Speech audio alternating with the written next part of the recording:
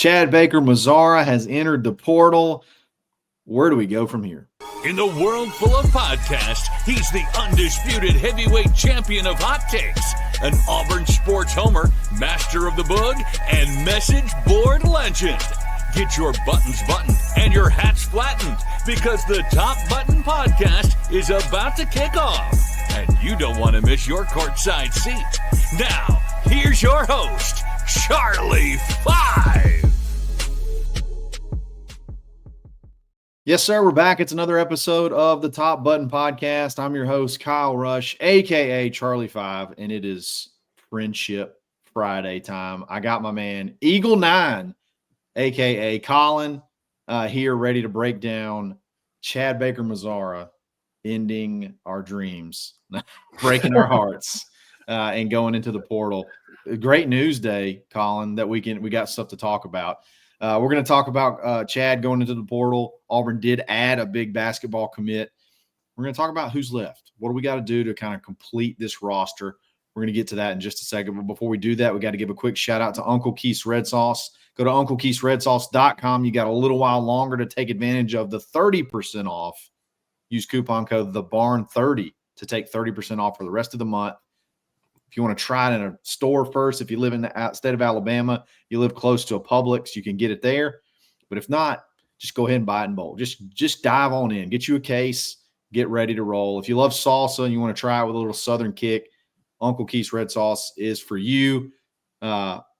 Support an Auburn family as well. So Uncle Keith's Red Sauce, it's good, y'all. Colin, welcome to the show, man. I'm pumped. Every one of these have been awesome. So you got some big shoes to fill. Yeah, man. Super excited to be here. I've enjoyed watching every Friendship Friday so far, and I'm ready to keep it going. Keep the streak going. Let's go. All right, Chad Baker-Mazzara. There were some rumors, and I thought surely not. There were some rumors that he could possibly be entertaining the portal. I think he was a little bit unhappy with maybe the amount of money that Keyshawn Hall got whenever he signed with Auburn, and decided, hey, I'm worth at least that, so I'm going to go try my luck in the portal. We're going to talk about the basketball aspect of it, but I know you're a big Chad guy. So how's your heart? Tell me, take the basketball aspect out of it. Just your feels. How are you feeling in your feels right now? Basketball out of it. When I got that text this morning, my brother texted me. I hadn't checked Twitter yet. Yeah. I was bummed. Yeah. I was bummed. One, because I think like a lot of other people expected him to run it back this year with us. And two, he's just been a blast to watch most of the time. I've become a recent basketball fan in the last 2 to 3 years. And the thing that I have loved so much about basketball is you really get to see the personality of these players. Yeah, they don't wear helmets, so you get to. Yeah, so you really get to connect with them. I thought Chad was a blast to watch. Man, when Chad was on a heater, that was some beautiful, beautiful basketball. It was. So basketball aside, I'm bummed. Wish him nothing but the best. Yeah. But yeah. You know where I'm going to go with this. I know exactly. Yeah. The total opposite. All right. I'm going to try to be nice about this. Okay. And I'm going to take the basketball out of it. Okay. In a vacuum, I have no problem with any player trying to go get as much money as they possibly can in a vacuum. I have no issue with that whatsoever. I have a lot of issues with the way this was not in a vacuum. Okay. There's a lot of pieces. There's a lot of pieces to this puzzle. Context matters. And context matters. And I take a lot of issue with this. And I'll tell you why.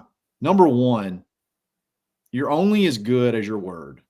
You're only as good. You're as a man, you're only as good as your word. And Chad agreed to a deal right during the NCAA tournament. He agreed to a brand new deal. He was making over $1 million.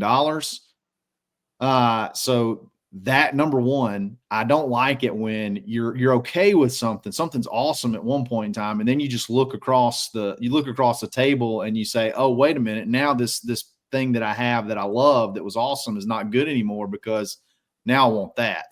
So I got a problem with that. Okay. Number one, and then not number one, number two, Bruce really has stuck his neck out for this kid. You can't even say kid anymore because he's like 30 years old. Bruce has stuck his neck out for this guy more than anyone. And honestly, there's been a lot of times where he's made Bruce wear egg on his face often. And after the obviously getting ejected in the first round of the NCAA tournament 2 years ago, Bruce went on his went on his PR tour, basically to say, hey, everybody love on Chad. Chad's good. You got to love Chad. Don't blame him, blah, blah, blah, blah, blah. So I was like, okay, that's big. He stood up for him. And then when the portal opened last year, the night that the portal was about to close, Chad held everybody hostage for a raise. After everybody just stood up for him. I took up and stood up. I combined them. Yeah. Stood up for him back then. He held everybody hostage the night before the portal closed to where Auburn had no other options. The antics, I'll tell you this, you may disagree with me on this. I think he put Auburn on a list. Everybody complains about the way Auburn got, referees and got foul calls and things like that. I think it subconsciously referees know this guy's a problem. So I think he put Auburn on a list too with his antics. He tried to cost us the game in Tuscaloosa this year. He did cost us the game against Alabama in Auburn this year. I'm going to be honest, man. I'm kind of glad it's over. I'm kind of glad that we don't have to ride that roller coaster of emotions. He's a grown man and he acts like a child. And I don't care. I'm sorry. I'm not sorry. I'm ready for him. I'm glad he's gone. So the personal aspect we got out of the way. Now let's talk basketball. Okay. It is a big impact basketball wise, just from a pure scoring aspect, from a lot of things. It is an issue basketball wise. I know you got a list. Talk about all the basketball portion of it that we're, obviously we got to replace the production and where we go from here. Yeah. Just a note on something you were talking about a second ago. Yeah. It was kind of thinking about it throughout the day today. It was like Bruce has been very forward about letting the guys be themselves on the court, right? Yes. And that applies to Chad and everybody else. And it feels very weird for Chad to leave that because we're not very few other places are going to give him that leeway, Well, look at all the schools he's been at. I would imagine at all those different stops, there was probably a situation where it was like, hey, let's rein it in. Let's try to get you into a certain box. Right. And then obviously it didn't work out and he bolted and Bruce let him be Chad. So I'm like you. I think it's going to be tough to find somebody 1 year that's going to pay you that kind of money. Yeah. And just say, you go get your, 5-6 ejections a year or whatever it is. And, we'll just kind of, deal with it as it comes. But anyway, sorry, I digress. Basketball wise. Hey, I get it. End of the day, you're losing on average 13 points, 3 rebounds, 3 assists a game. I mean, the guy scored 18 points on a broken thumb in a Final Four game. Yeah. Like you're losing basketball talent for sure. No question. And aside from that, also a very solid defender. Last season, we talked a lot about Denver and Dylan, as we should. They were incredible. I don't think we talked enough about Chad's defensive abilities last season. I'm with you. I'm with you 100%. He made a couple of big plays. He's always in for some random, like he'll have some random crazy defensive play or some kind of block or some kind of game-changing play. I agree. He did. Look, 12 points, 3 boards a game. I mean, that's going to be tough to replace. I mean, there was a point in time where he was shooting like 40% from 3. I think he ended up shooting somewhere just under that. But Chad could score 20 on anybody. Yeah, if Chad wanted to, and Chad was hot, and it was rad Chad and not sad Chad or mad Chad. Right. Chad could score 20 on anybody. I mean, 100%. It's wild too, because I don't think he's that athletic. I don't know how he does it. It's kind of crazy how he pulls it all off. But yeah, it's there's no doubt about it. He is going to be a tough one to play. And I think also at times the guys kind of can, when Chad is going, I think other people can feed off of him. Oh, for sure. And it helped. It helped. That was another one of my points, was like, you're losing an energy guy. Yeah. Before Chad, we had KD. KD left, and Chad kind of filled that energy role. And now it's like, it's probably going to be one of the transfers. It's going to be somebody completely brand new that you hope can fill that kind of energy void that Chad and KD have left, a giant void that those guys have left. Hey, and think about it. You're not only losing Chad, but you're also losing Dylan too, who was also another energy guy that got the crowd going. So there is a big piece of that. That's like, hey, the crowd, especially home games, getting that crowd into it. They kind of feed off that emotion as well. So definitely going to be a tough one. There is they did kind of leave the door open that he could possibly return. Yep. I'm just gonna be honest. You disagree? Let me know what you think about this. Okay. I don't think there is a world where it would make sense if Chad came back to Auburn, and I'll tell you why. I don't think he's going to get a pay raise at Auburn. Okay. So if he shops around and he's not getting what he wants, and he comes back to Auburn, I just feel like there's going to be it's going to be a toxic environment, because I think he's just that kind of person. I think it's just, if I don't get my way, I'm going to have issues. And I just don't know that it makes sense. I think you just need to go ahead and pull the Band-Aid off and move on. Go ahead and try to fill his spot. Auburn got a commit today from a guy that I don't think is going to completely fill his spot, but could definitely play a role in helping fill that void. And we'll talk about him in just a second. But am I way off there? No, I think you are right on. I would not be surprised if Auburn's like, thanks for being a Tiger, but best of luck.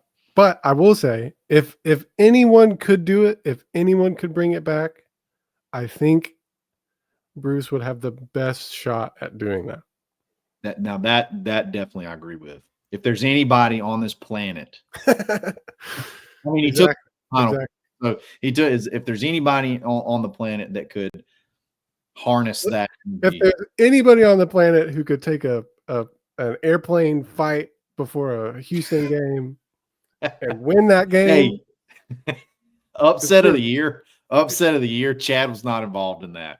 Involved in that. I had a friend, when that story broke, texted me immediately. It was like, was it Chad? I had to be like, no, dude, it wasn't. Just shocking update. It was not Chad that started that altercation. I'm like, I'm so petty that I'm like, I want to go get Ja'Kai Howard back and pay him like $3 million just out of spite. Do you know just to say, because one was going to go, either Chad was going to go or Ja'Kai's going to go. So I'm like, go get Ja'Kai back and pay him $3 million just out of spite. I wanted, that was one of my questions, but is that at all a possibility? I got the feeling that the Ja'Kai leaving was more, not necessarily am I going to play with Chad? It was more kind of a coaching, kind of butting heads kind of thing. Well, I think that they played the same position. Mm-hmm. So that was number one. So if Chad came back, that was going to hurt Ja'Kai in general. And then I don't think you could go through another year with Ja'Kai like sitting and waiting. Unfortunately, I think they're two very similar players in that they don't do very well controlling their emotions. I don't know now if this changes anything, if he could possibly come back now, or I don't know you may want to just rid yourself completely of those type of distractions. You're going to have to Get fly rid of more. all the wild cards. You're going to have to fly to more games next year. You got to fly out to Las Vegas. You got to fly to Las Vegas. There's a big tournament in Las Vegas with a lot of money on the line. So you got to go to Indy. Jakai may not. He may be on a no-fly list. Who knows? So we'll have to see what happens there. But let's talk about the big commit. It's going to help fill some of it, not all the production, but I think Auburn picked up a pretty good player in Kevin Overton. We'll talk about him in just a second. But before we do that, let's give a quick shout out to mybookie.ag. You could probably get a line on where Chad Baker-Mazzara goes next. Probably not, but you can bind a line on every single thing else. Make sure you use coupon code BARN for a 50% deposit bonus. Give them $100. They're going to give you 50 back on top of it to play with, and then go have fun. It's free play, no risk. Go have some fun. Bet any way you like. Easy deposits, easy withdrawals. It's mybookie.ag. We'll be back right after this.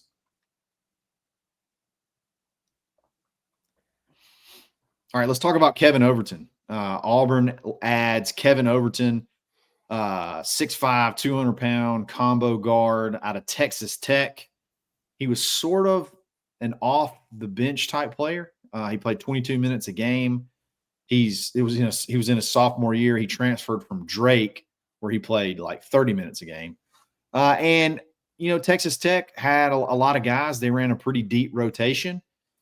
He didn't just completely light up the scoreboard as far as, like I said, he averaged 7 points, right at 8 points, right at 4 rebounds a game. So I think that's going to be a guy that can be a good 2 or 3. He could play a little bit of both, more of a get to the basket type player versus I don't think he just shoots at a super high clip from 3.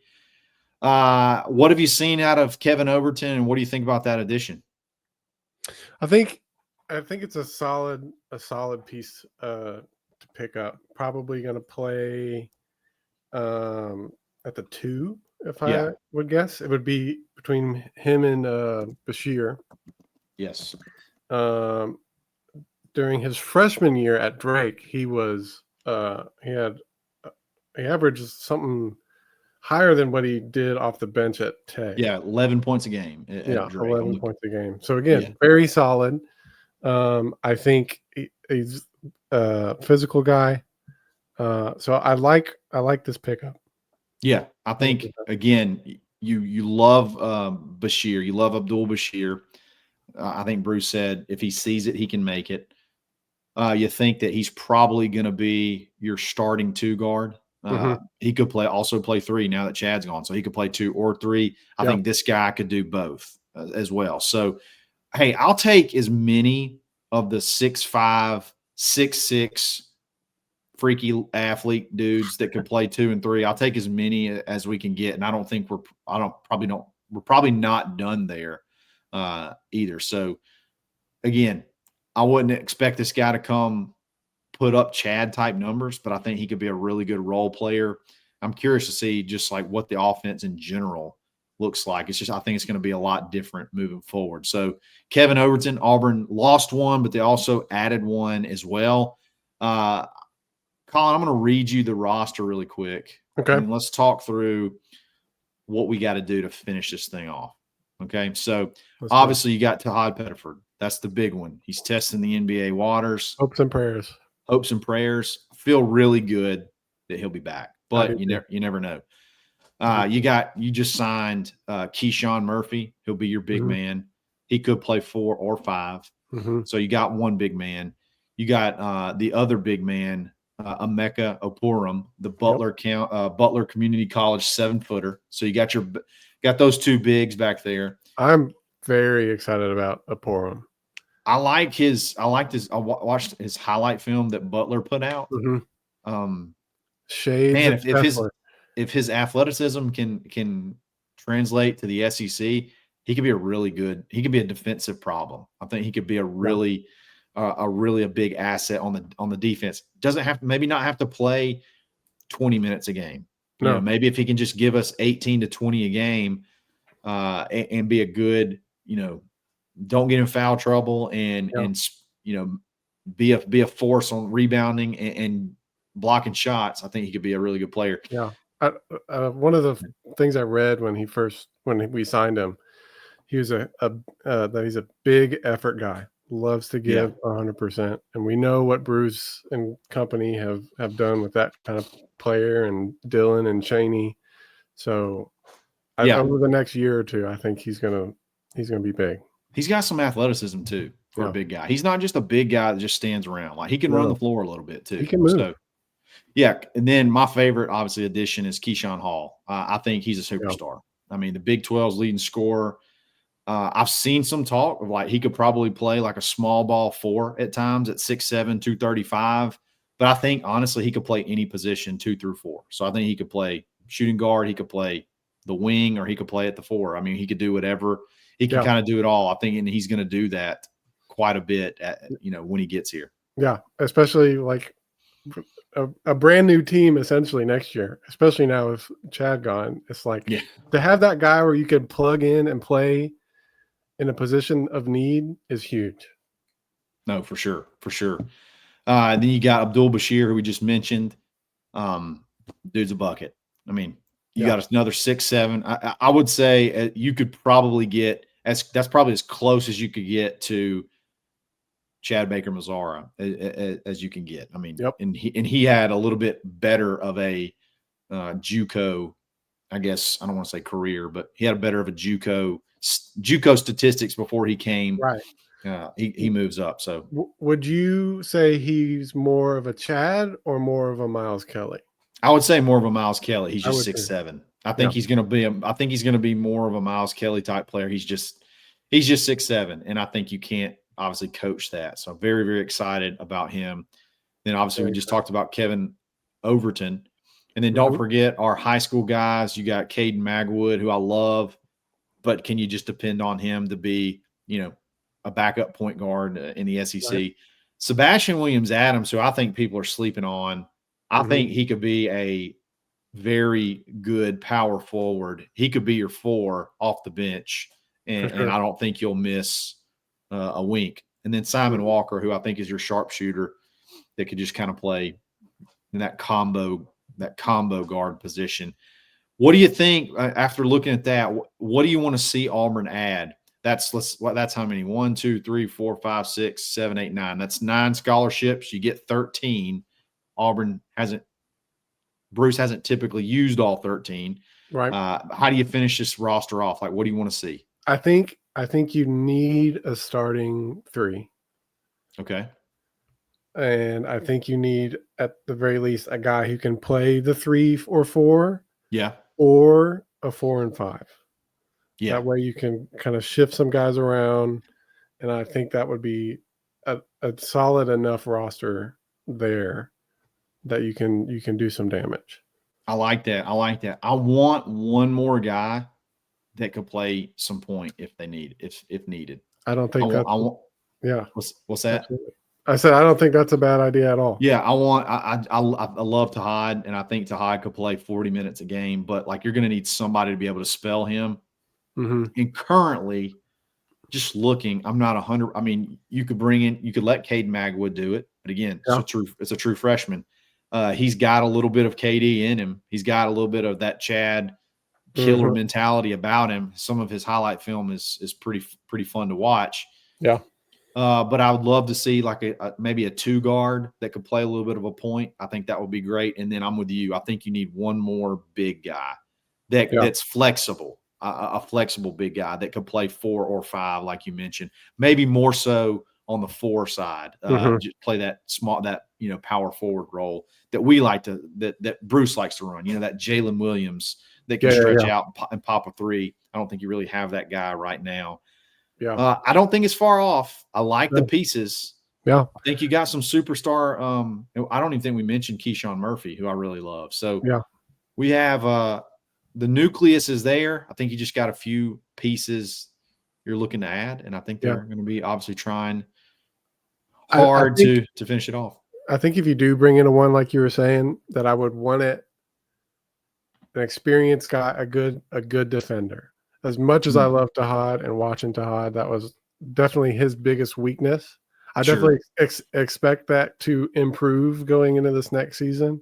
Yeah. But I think you're right. If we bring in a 1, hopefully a guy that's a solid defender. For sure. I don't want a true point. I don't want to bring in a true point guard. I want a guy that's I really would ideally love like a 6'4", 6'3", 6'4" guy that's a 2 guard who can slide over and play point when needed. I think that would be ideal. I don't know who that is. I don't know who that guard is. But like a PJ Haggerty, maybe. Yeah, like somebody like PJ. That'd be fantastic. I think he might have a pretty high, lofty price tag. The number I heard was high. Yeah. So those guys, some of the numbers are crazy. Yeah. So we'll see. You got some big shoes you got to fill with Chad going, but maybe you gain a little bit on dependability from an emotional standpoint. So we'll see what happens. Colin, you killed it, man. We're like 5 for 5 here on Friendship Fridays. You didn't let us down. You're keeping the train rolling. So, man, I really appreciate you joining us. If you guys want to be a part of this, all you got to do is sign up for thebarnauburn.com. It's a great community, great conversation, and then just jump in, send me a message, and you can jump in on the schedule, and then you can join one Friday, one fateful Friendship Friday, and we'll have some fun. It turns out there's been news like every Thursday, so it's been easy. Fantastic. It's been super easy to do this. So, guys, thanks for listening, and we'll be back again soon. If you like the video, like it. If you like the channel, subscribe. And we'll be back again, I guess. We'll be back Sunday night live with whoever can join us, Daryl, Zach. It'll be Easter Sunday, so we'll see what happens. I'm sure we'll talk basketball, football, everything. So, guys, thanks for listening. It's another episode of the Top Button Podcast. Stay buttoned. Thanks for listening, and drive home safely.